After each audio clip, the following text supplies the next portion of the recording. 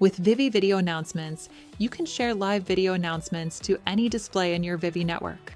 To send announcements to Vivi displays, permission will need to be given to selected users by an IT administrator. Refer to our video on setting up announcements for more information on this. To send an announcement, open the Vivi application. On the Rooms page, select the Announcements tab at the top. Ensure that video and audio is selected. Use the Add Destination button to choose the announcement group to receive the announcement. Once selected, click Add.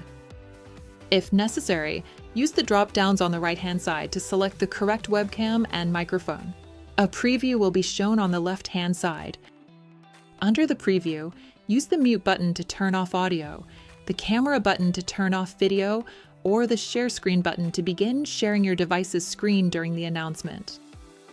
Once setup is complete, select Start Video Announcement. A notification will appear letting you know that the announcement is now broadcasting to the selected Vivi displays. During the announcement, use the on-screen controls to mute audio, turn the camera on or off, or to begin and end screen sharing.